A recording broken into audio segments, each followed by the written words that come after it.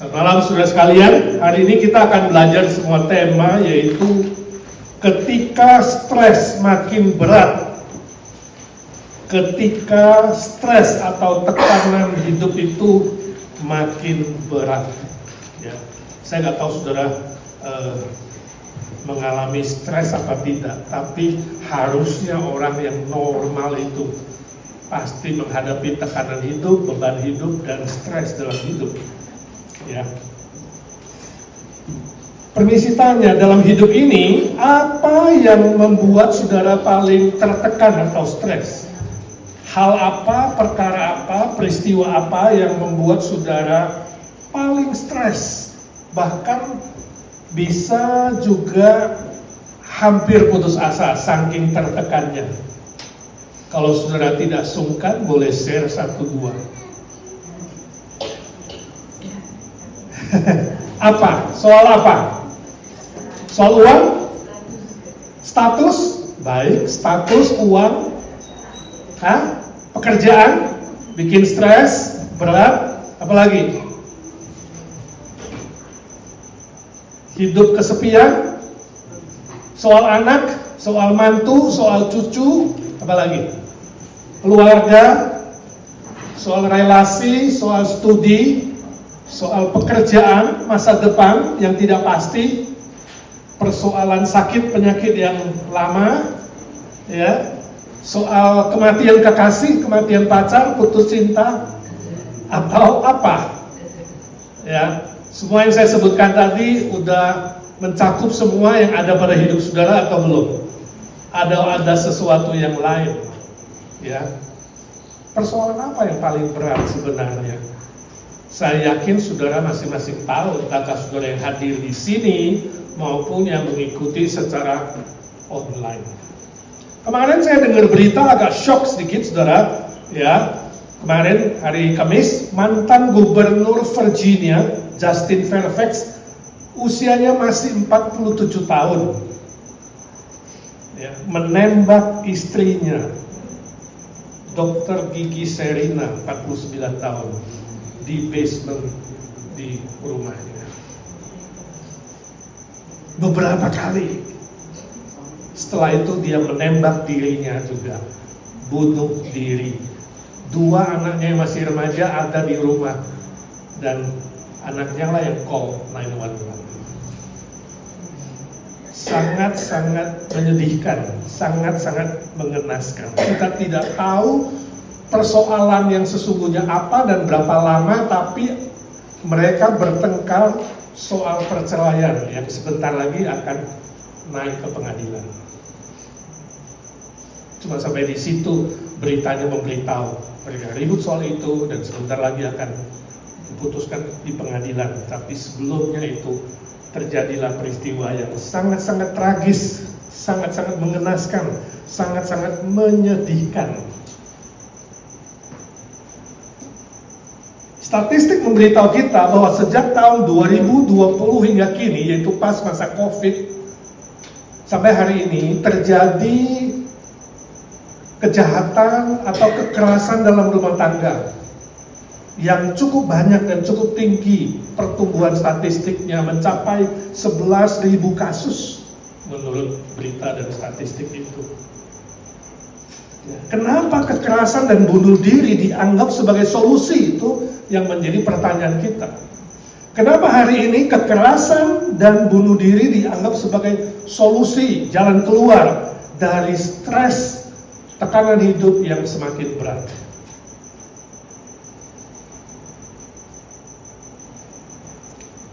Ada yang pengen share atau kasih ide? Saudara, di Eropa khususnya di Belanda itu eutanasia itu diizinkan, diperbolehkan. Eutanasia itu sebenarnya sama dengan bunuh diri. Eu itu indah, eu itu indah. Thanasia dari kata thanatos itu kematian. Ya, jadi eutanasia itu kematian yang indah. Ya.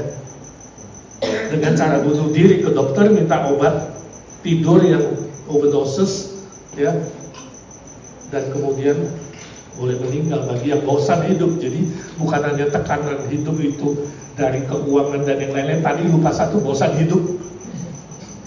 Sudah bosan hidup, ngapain hidup, udah gak ada arti. Seorang ibu di Belanda itu setelah suaminya mati, dia rasa hidupnya udah gak ada arti. Dia kena cancer stadium 4 dan kemudian anaknya juga jarang mengunjungi dia, kesepian. Lalu ke dokter menganjurkan ya Pak, you boleh bawa pulang nih obat di bubuk, lalu campurkan di bubur, lalu dia makan, goodbye. Itu aja. Disu oleh keluarganya, tapi dokter menang. Sebab apa? Memang kata hakim sudah gak ada solusi. Solusi yang terbaik adalah apa? Meninggal, bunuh diri, makan bubuk obat. Kenapa hari ini bunuh diri dianggap sebuah solusi? Luar biasa ya.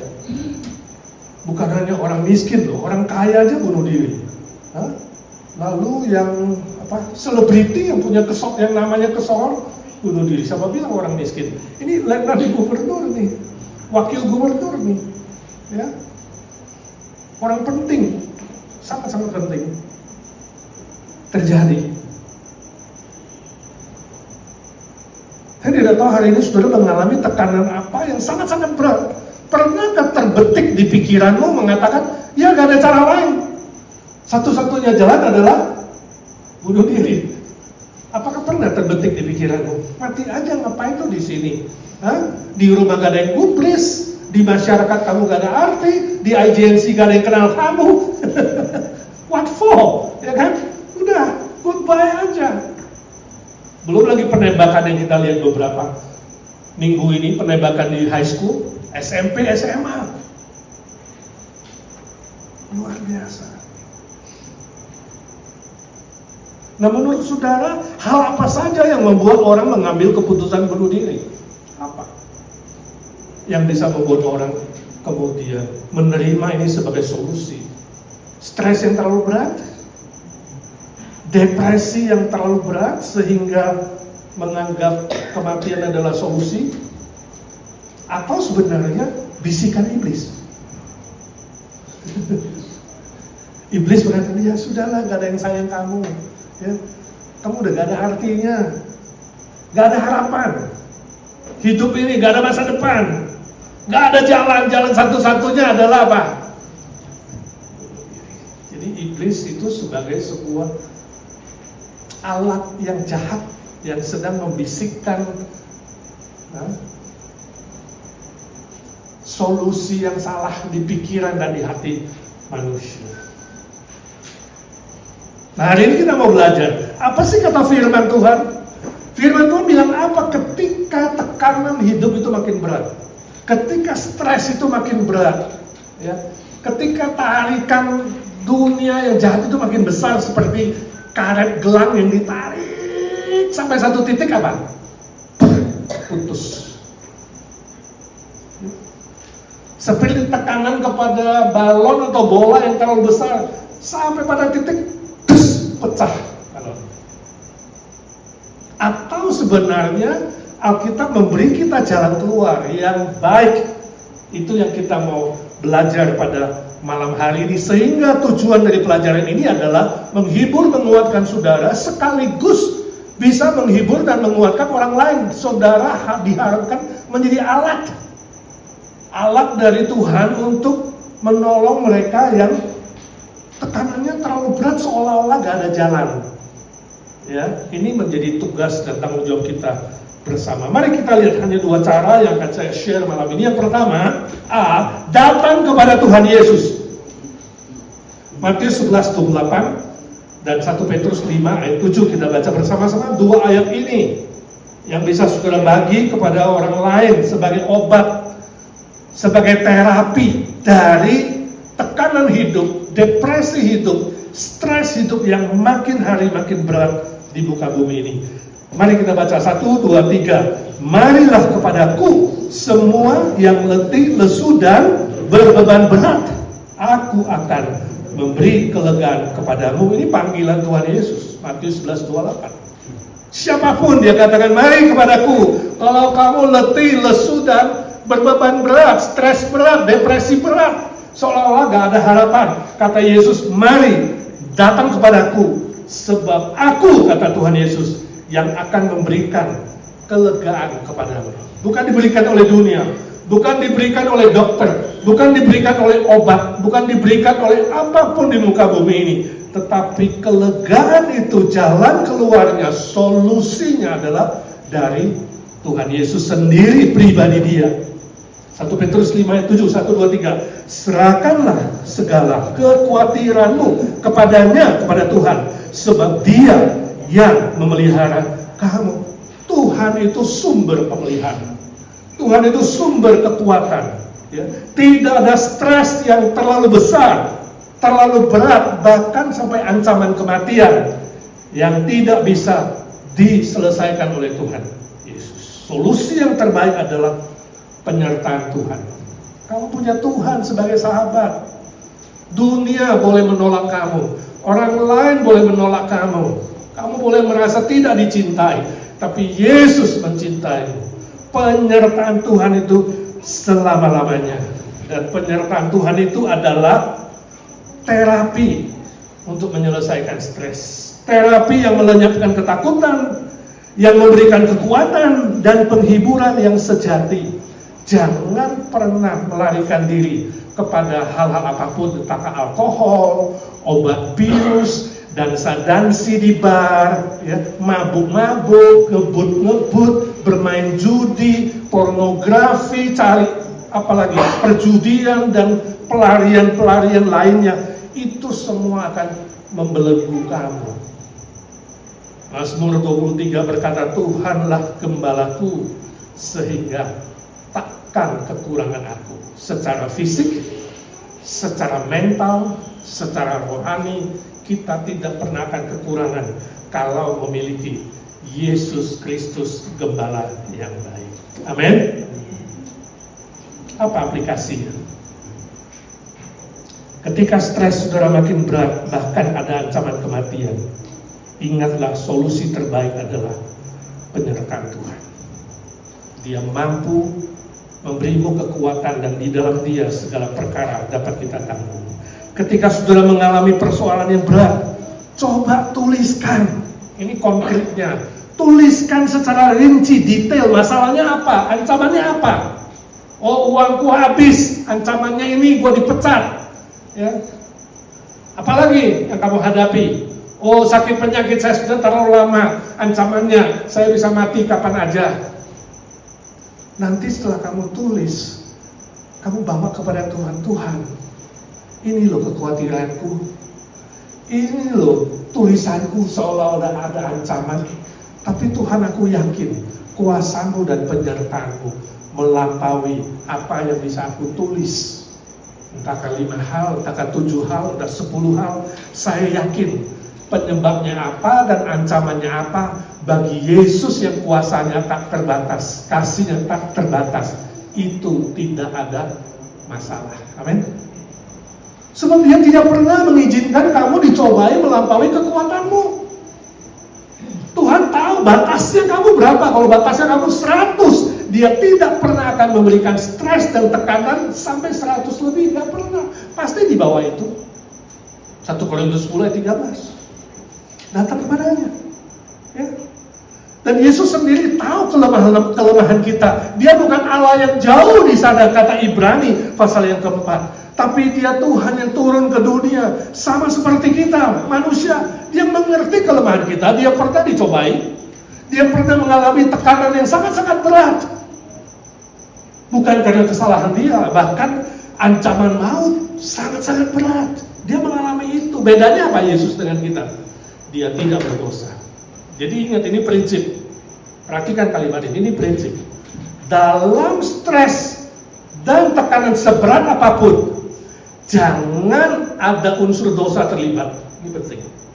Yesus sama seperti kita, seperti manusia. Dia turun ke dunia seperti kita. Bedanya satu, dia tidak berdosa. Itu juga orang Kristen. Kalau kamu sudah diselamatkan, ingat, dalam tekanan seberat apapun, jangan tergoda untuk berdosa. Entahkah bunuh diri, entahkah bunuh orang lain, ya. Entahkah kompensasi lain yang juga melawan hukum ilegal, ya, ataupun melakukan hal-hal lain yang bersifat kejahatan. Ini prinsip dari orang Kristen. Jangan tergoda oleh bisikan iblis yang mengajakmu berdosa sekecil apapun.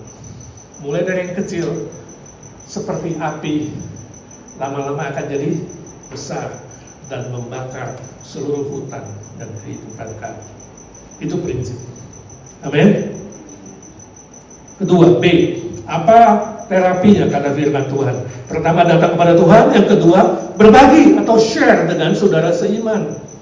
Galatia 6 ayat 2, 9-10. Kita baca bersama-sama. 1, 2, 3. Bertolong-tolonganlah menanggung bebanmu, stresmu itu ya. Demikianlah kamu memenuhi hukum Kristus. Janganlah kita jemu-jemu berbuat baik, karena apabila sudah datang waktunya, kita akan menuai jika kita tidak menjadi lemah. Karena itu, selama masih ada kesempatan bagi kita, marilah kita berbuat baik kepada semua orang, tetapi terutama kepada kawan-kawan kita seiman. Ini penting sekali. Ini prinsip. Prinsip pertama, datang kepada Tuhan, vertikal, di dalam doamu yang tidak jemu-jemu, di dalam ibadahmu, ya, di dalam berelasi dengan Dia dan mengingat firman-Nya, itu kepada Tuhan, ya, berdoa setia, serahkan kekhawatiranmu, serahkan bebanmu, minta pertolongan Dia, yakin janjinya bahwa tidak pernah akan melebihi kekuatanmu pasti lebih besar dari stresmu. Ini orang Kristen. Kekuatan Tuhan lebih besar dari stres kita, dari tekanan kita. Setelah itu, datang kepada sesama, cari teman yang seiman, penting sekali. Itu sebabnya persekutuan hari Jumat sangat penting. Persekutuan itu sangat penting. Di hari Jumat seperti ini kita menekankan hubungan secara horizontal antara satu dengan yang lain. Cari 1-2 teman di sini. Ini keluarga, saudara-saudara seiman. 1-2 orang teman yang bisa sharing hati ke hati, curhat. Amin. Punya teman curhat gak? Saudara harus punya. 1 atau 2 minimal untuk bisa saling berbagi hati. Ya, berbagi beban, tadi dibilang bertolong-tolonganlah menanggung bebanmu. Ini prinsip. Semua orang Kristen memiliki tanggung jawab. Semua orang Kristen memiliki panggilan untuk saling memperhatikan dan saling menolong dalam menghadapi berbagai macam persoalan hidup dan tekanan hidup. Ya, cari teman yang bisa berbagi. Sebab apa yang kita lakukan, kata firman Tuhan, ya, kita melakukannya untuk Tuhan. Matius 25 ayat 40. Cari kesempatan, kata Paulus. Ya, selama masih ada kesempatan, berbuat baik. Sebab apa yang kamu lakukan untuk saudaramu, kata Tuhan Yesus, dia ingat Matius 25, bahwa kamu lakukan untuk saudaramu, kamu seperti melakukan untuk Tuhan. Ini penting prinsipnya. Apa yang kamu lakukan bagi sesamamu, seperti kamu lakukan untuk Tuhan. Itu penghakiman terakhir, nanti akan muncul orang-orang begitu, ya kan? Yang sebagian hidup untuk diri sendiri ditolak, yang hidup untuk orang lain, ya, diterima. So, mereka tanya, Tuhan kapan? Ya, kapan aku mengunjungi kamu ke penjara? Kapan aku menolongmu? Kapan aku memberimu pakaian dan makan? Kapan? Yesus bilang, sesuatu yang kamu lakukan untuk orang yang hina ini, orang yang kecil ini, kamu sudah melakukannya untuk aku. Untuk temanmu yang lemah itu, kamu sudah melakukannya untuk aku. Sebab itu jangan kamu putus asa, ya, terus berbuat baik ketika masih dikasih kesempatan. Jangan sampai kamu lemah, itu katanya. Jangan jemu-jemu, jangan bosan-bosan. Udah datang waktunya, kamu akan lihat hasilnya. Kalau kamu tidak menjadi lemah, istilah lemah di situ juga bisa berarti kecewa. Pernah nggak kamu nolong orang lain kecewa? Kurang ajar, udah tolong dia, udah bantu dia, dia malah berbalik menikam saya dari belakang. Keterlaluan. Lalu gak pernah lagi menolong. Berbalik, kamu jadi orang kejam sekarang. Ini loh ayatnya. Kamu tidak pernah akan lihat hasilnya kalau kamu menjadi lemah, kalau kamu menjadi kecewa. Karena itu, waktu ada kesempatan, terus lakukan perbuatan yang baik. Apa aplikasinya? Ketika stres saudara makin berat, saudaraku, carilah 1-2 orang saudara seiman yang bisa berbagi dari hati ke hati. Ingat ini, bukan dari mulut ke mulut. Dari hati ke hati. Jangan berbagi dari mulut ke mulut. Setelah dengar kamu mulutnya mulai cerita ke sana sini. Temanmu bilang, jangan cerita, saya cuma minta kamu doakan. Besoknya seluruh dunia tahu, karena medsos tinggal 1 klik, seluruh dunia tahu masalahnya. Ya. Jangan punya teman begitu juga, cari dia. Ya. Cari yang bisa berbagi hati ke hati dan siap mendoakanmu, terbuka untuk menolongmu. Ada orang cuma ngomong tok di mulut, mau menolong tapi gak pernah tolong. Nah, Alkitab mengatakan bertolong-tolonglah. Untuk orang-orang begitu harus belajar bertobat. Alkitab juga mengingatkan kita bahwa doa orang benar sangat besar kuasanya, amin. Jadi doakan.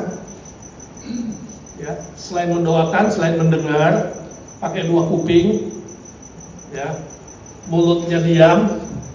Orang cerita belum selesai, jangan potong pembicaraan. Dengerin baik-baik, tugasmu cuma dengar.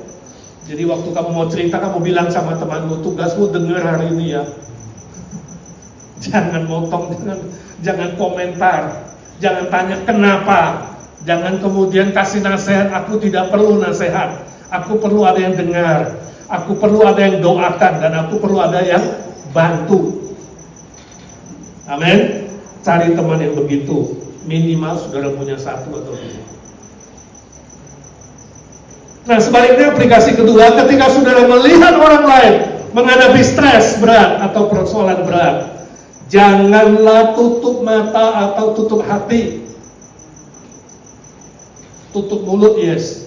Tutup mata, no. Lihat. Lalu kamu juga jangan tutup hati, buka hatimu untuk menolong. Ya. Jadi kalau kamu ke IGNC, jangan tunggu di sudut ruangan disapa orang, belajar menyapa. Lalu kalau kamu datang hari Minggu 100 orang gak ada satupun menyapamu, jangan tanya Pak Edi, kok IGNC sombong-sombong orangnya, gak ada yang nyapa saya dari tadi. Itu harusnya salahmu, karena kamu yang harus nyapa orang. Kalau tidak ada yang sapa, aku sapa dulu. 1, 2, 3. Ayo, hafal.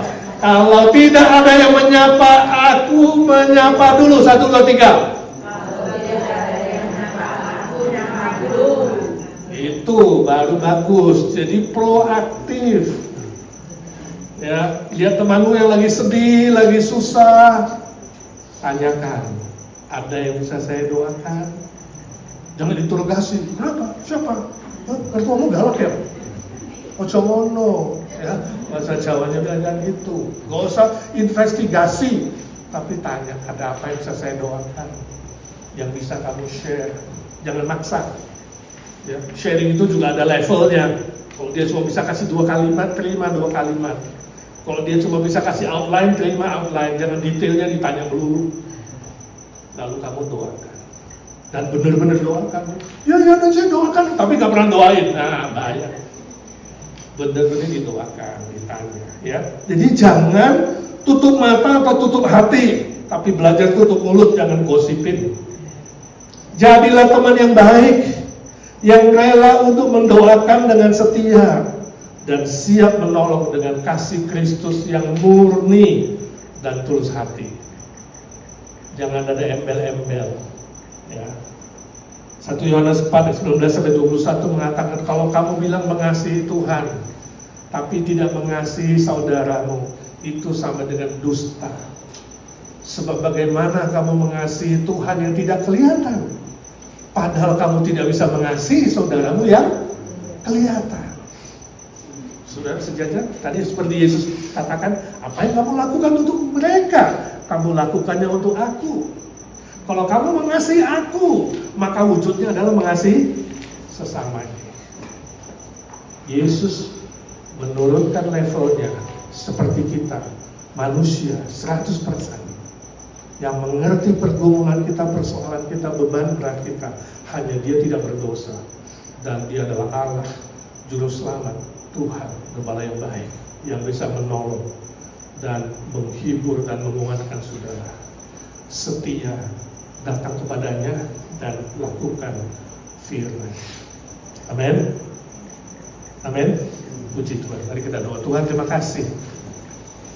Di tengah-tengah hidup yang makin berat, baik itu cobaan, godaan, ujian, tekanan-tekanan yang berat, baik secara domestik maupun secara eksternal di luar, dan persoalan apapun ya Tuhan, kami tahu kami ada Gembala yang baik, Tuhan Yesus sendiri, Juru Selamat kami.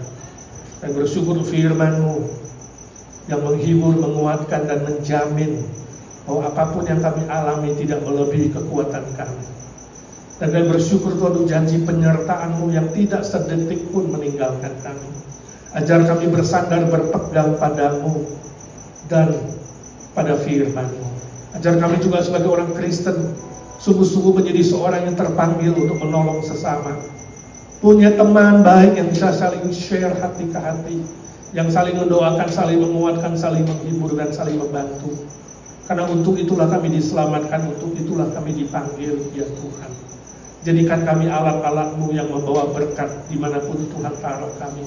Membawa sukacita, membawa harapan, membawa damai sejahtera, membawa jalan keluar terbaik. Sebab kami tahu solusi terbaik dari semua persoalan di bumi ini adalah Tuhan sendiri dan firman-Mu dan berkat kasih karunia-Mu, ya Tuhan.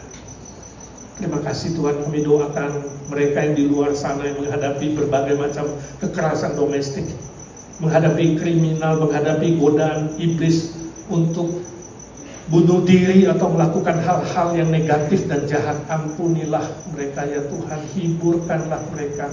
Biarlah di tengah-tengah tekanan yang berat mereka mendapatkan berita keselamatan, berita penghiburan, berita kekuatan dan damai yang datang dari Tuhan.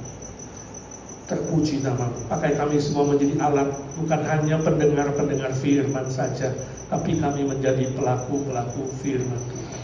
Tolong kami semua di sini Tuhan, punya teman-teman yang bisa berbagi dari hati ke hati, yang saling membangun satu dengan yang lain. Menjadi sebuah keluarga rohani yang melakukan kehendak Tuhan dan melakukan firman. Ini doa kami. Dalam nama Tuhan Yesus kami berdoa dan memohon berkat Tuhan. Amin.